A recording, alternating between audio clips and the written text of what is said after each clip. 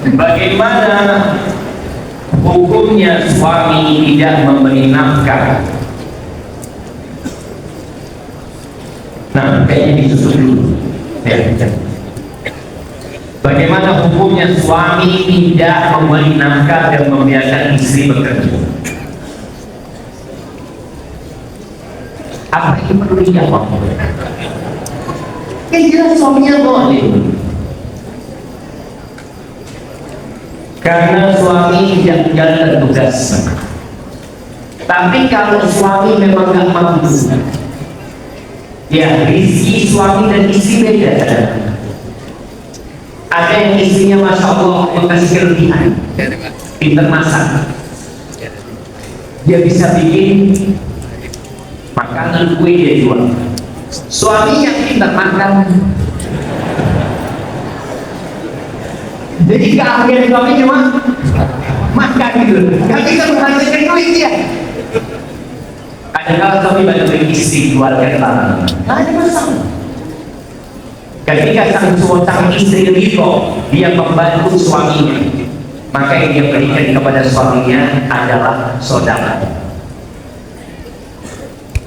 Tapi kalau suaminya malas dan tidak mau memberi nafkah kepada istrinya padahal dia mampu, maka ini sebuah kezaliman. Dan istri boleh menuntut di dunia, menuntut di akhirat. Sang istri boleh gugat cerai, sang istri boleh mengklaimkan nanti semua tagihan kepada suami. Ketika suaminya dapat warisan, bang, mau 5 tahun yang ngasih nafkah, setahun itu 200 juta, 5 tahun 1 M. Boleh. Karena istrinya tidak menyiapkan sedekah. Dia niatkan enggak benar, saya bantu suami, tapi ada itu utang. Boleh. Sang istri tapi tetap melayani suami. Dan boleh juga istri yang tidak dikasih nafkah itu tidak melayani suami, tapi dia akan menuntut nafkah. Enggak, aku bekerja, kalau tak kasih nafkah aku akan bekerja, dan kalau engkau mau dilayani ya kau berikan kewajiban, bukan jalan kewajiban. Tapi kalau istri yang merasa enggak anak baik sama suami, karena masya Allah ia banyak kekurangan tapi masih banyak kebaikan. Oh, ada yang kedua jangan bermalas-malasan, begadang, bermain game sampai larut malam, baru tidur dini hari dan sering meninggalkan sholat subuh. Lebih baik nanti tinggalkan. Selain sabar dan syukur dan juga doa, upaya apa yang bisa dilakukan istri? Karena saya merasa berat dalam menjadi anak-anak yang kondisi pasangan seperti ini, terlebih kalau bisa menjadi pelaku. Nah, bukan cerai. Ketika suami bukan cerai bukan solusi pertama, tapi mengajukan bukan cerai buat suami yang boleh. Mudah-mudahan sang suami nanti tahu ini, karena biasanya sebelum diputuskan perceraian itu akan ada mediasi. Di mediasi inilah disampaikan, aku bukan tidak menerima suami, aku mau. Kalau dia menjalankan tugas, aku nggak minta lebih, aku cuma minta dia sholatnya yang benar. Kemudian kamu dikenal, karena mereka yang merasa dia punya kesibukan, hanya lain dia. Dan game ini dulu game itu masya Allah, artinya orang main game itu selesai. Tapi sekarang main game 24 jam bisa. Makanya dia beli power bank, beli kabel charger 3,5 meter di kamar nanti main. Nah, ada pendapat yang orang lain, maka saya dikasih nasihat dari dokter enggak, ya boleh sudah, atau sampaikan ke mertua kalau tidak butuh anak kayak kita tak kuat gitu. Keberadaan dia tak ada gunanya, lah jadi suami, wala jadi bapak, bahkan akan jadi teladan buruk buat anak-anak itu.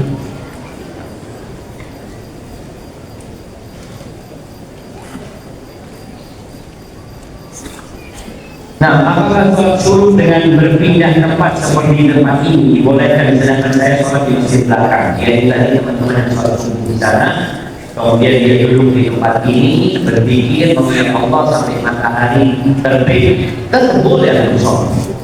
Walaupun kita tahu pahala itu sesuai dengan kemurahan kita. Orang yang duduk di masjid menunggu matahari terbit, apa pahalanya semua tahu? Rasanya boleh jadi yang di sana memang tak keluar dari masjid, tapi pikir nggak ngerti memikirkan penciptaan langit dan bumi, bertafakur. Insyaallah boleh jadi kita nggak terhingga nanti akan ada pertimbangan apa.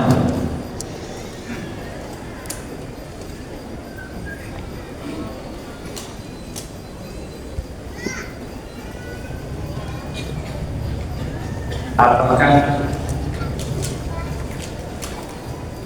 Ustaz Al-Fatih Ustaz izin bertanya? Ada izin. Insya Allah akan depan setelah bertanya saya akan menikah di Padang. Bagaimana kiat-kiat menjadi wanita menghadapi wanita dari kamar? Oh, dia sudah siap-siap.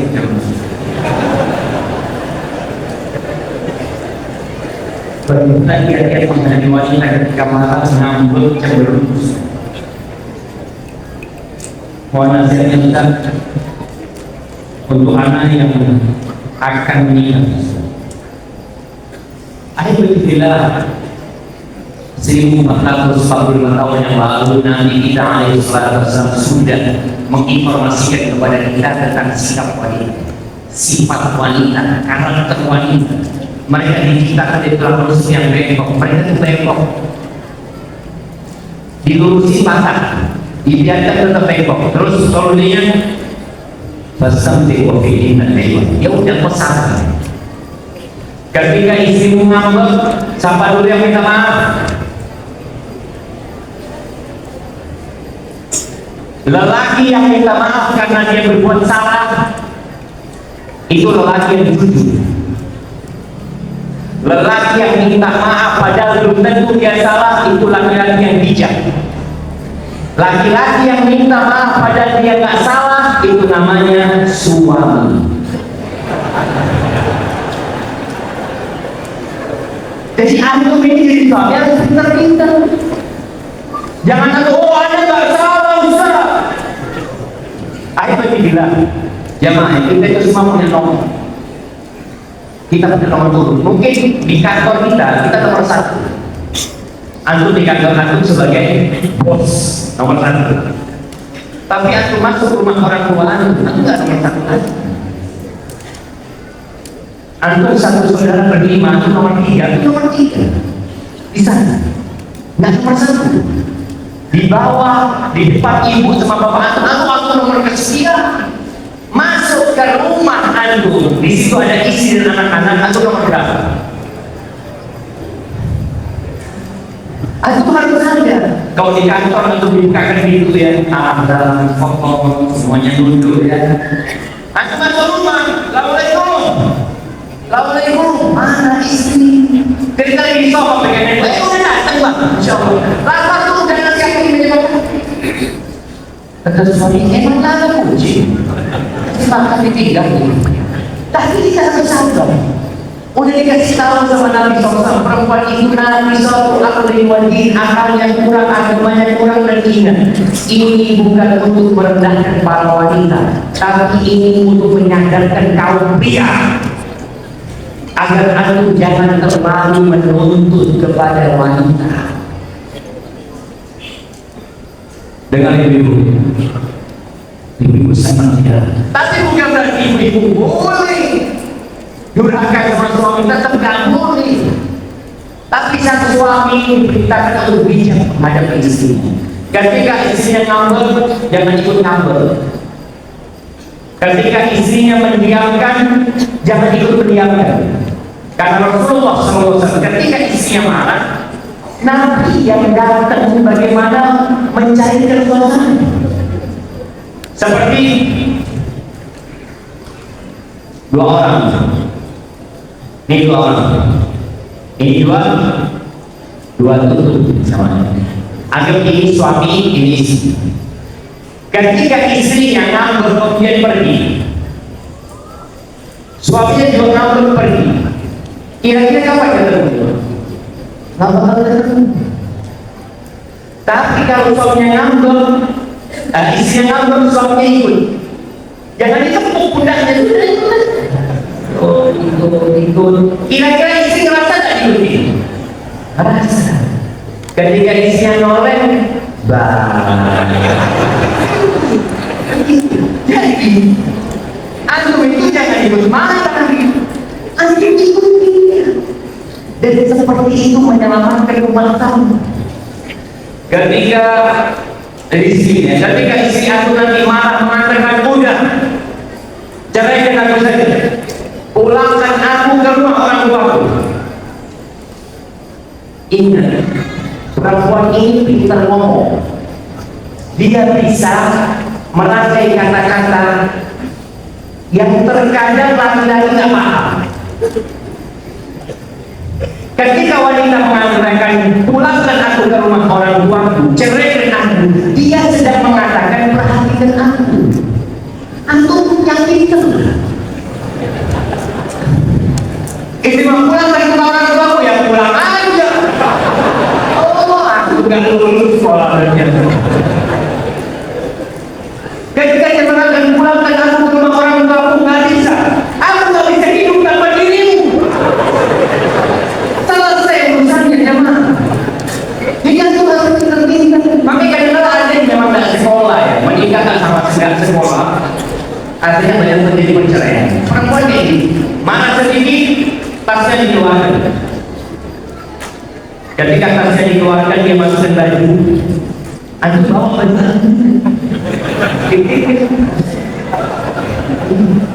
Mau kemana? Aku ikut. Kau kemana? Ini suami yang tapi kalau istri marah, suami istri ngambek, ini suami istri apa? Istri di rumah ini.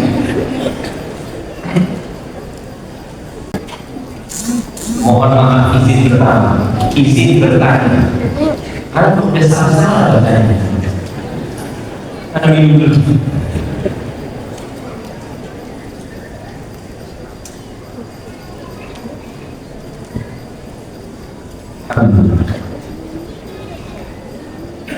Izin bertanya, jika memilih pasangan mana yang terbaik, janda anak satu sudah mengenal sunnah, atau gadis namun masih ingin mengenal sunnah dan belajar mengenal sunnah, sedangkan satu saya muda anak satu, mana gimana? Antum pilih mana? Dua-duanya mau dibungkus. Allah ya sedih. Iya, yang pertama kita bilang bagi para ibu yang punya anak, antum mau titip anak-anak. Ketika menikahi wanita, Nabi SAW sudah memberikan arahan yang agamanya baik, yang bertakwa kepada Allah, yang takut kepada Allah, yang senantiasa merasa diawasi Allah Azza. Karena kita sering mendengar ibu kota lebih kejam daripada ibu tiri. Ini menunjukkan ibu tiri ini kejam banget. Padahal enggak sebenarnya. Karena jadi masalah kok salah pilih ibu buat anak, kesalahan orang. Ada seorang ayah, masya Allah, ketika dia menjadi duda, banyak wanita-wanita cantik yang menawarkan diri kepada dia. Ditinggal semua wanita. Bahkan ada satu wanita cantik di kampung, kata dia, yang dijuluk-julukan dia tolong. Dia memilih seorang wanita yang biasa-biasa.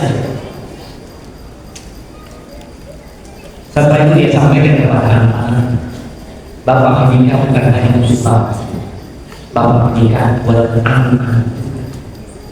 Karena memiliki anak saja. Aku bekerja. Ketika aku memilih wanita cantik yang tidak siap capek dan lelah, anak-anak itu dikorban. Maka nasihat antum untuk melihat nasihat anak antum, mana yang lebih bertakwa kepada Allah? Ketika janda anak satu itu antum lihat dia lebih bertakwa kepada Allah, dan perlu tanya jamaah, antum jangan hanya kenal aku kayaknya cocok, jangan. Antum tanya bagaimana karakter wanita ini, karena semua wanita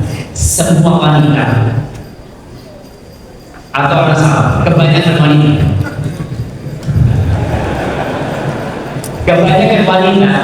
kalau belum menikah, oh siap, nanti kamu siap kalau anak saya, siap, nanti kamu siap ikut kajian tiap pekan, siap, nanti kamu siap belajar ngaji, siap, nanti kamu siap pakai cadar, siap, apa aja kamu siap naik ke lantai ke loteng rumah, betulin genteng, siap. Tapi setelah menikah, karakter aslinya itu. Makanya kita jangan terlalu percaya dengan angin surga sebelum nikah. Maka kalau kalian tahu yang sebenarnya,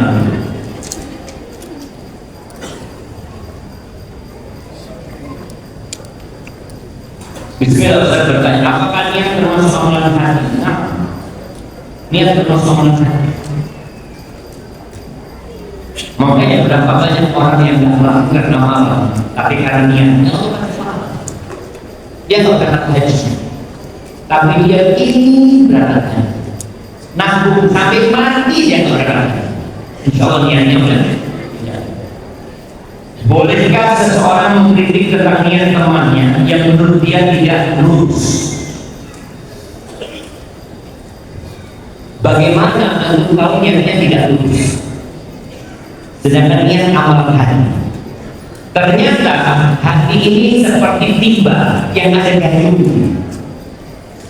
Gayungnya hati itu lisan. Kan ada orang yang saya, oh ini bahaya. Mulai saya. Dia mau pesan anak, kalau bukan anak berdiri. Tapi tidak boleh lagi ini lisan lillahi ta'ala sampai menunjukkan dia ada yang tidak ikhlas. Maka jangan sampai kita itu suka mengkritik niat orang, atau kita kasih nasihat saja baru benar-benar ikhlas.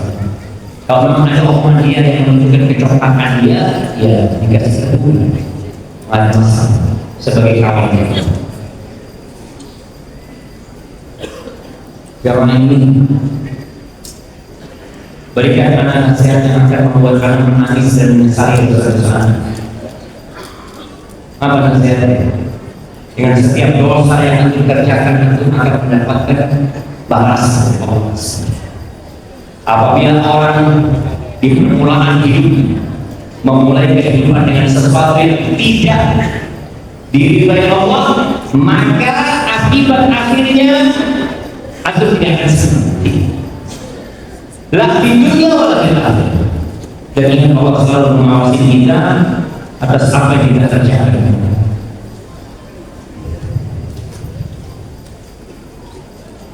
Ustaz, kayaknya jangan dengan terakhir doang. Anak kayaknya sudah. Pertanyaan bawah itu masya Allah. Nanti mudah-mudahan bisa dibuat kitab jemaah.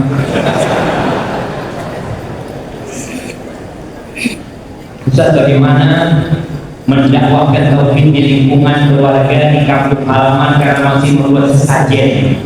Kalau lagi ada acara hajatan, bagaimana mendakwahkan tauhid pada anak-anak kita yang masih kecil? Ya, akhir bilang Islam itu bukan agama yang menentang tradisi dan budaya. Islam itu agama yang mengakomodir budaya. Makanya dalam penjelasan para ulama filsuf itu ada yang mengatakan tradisi dan budaya itu bisa dijadikan sumber penentuan hukum nanti selama tradisi dan budaya itu tidak bertentangan dengan agama. Bicara sesajen ini tradisi, maka bagaimana cara kita menyampaikan kepada orang tua? Kita tanya sama orang tua, antum jangan langsung menghubungi, antum tanya, ayah, ini sesajen sebenarnya kenapa dilakukan? Akan menyampaikan ceritanya. Oh, ini juga kebiasaan dari dulu. Kalau kita nggak memberikan sesajen ini, takut nanti nggak selamat. Ini untuk tolak larangan. Kadang-kadang seperti itu mereka. Oh gitu ya. Tapi Anda tahu nggak yang seperti ini dilakukan sama Nabi Muhammad SAW? Diajak begitu. Karena subhanallah Rasulullah SAW pernah didatangi oleh seorang laki-laki yang dia masih kafir waktu itu. Ini hadis ini diperselisihkan sesuai hadis sebenarnya, tapi kita ambil hikmah. Nabi tanya seorang ini, kam ilahan tak? Kalau bahasa Bapak Ibrahim, berapa Tuhan kau sembah? Kata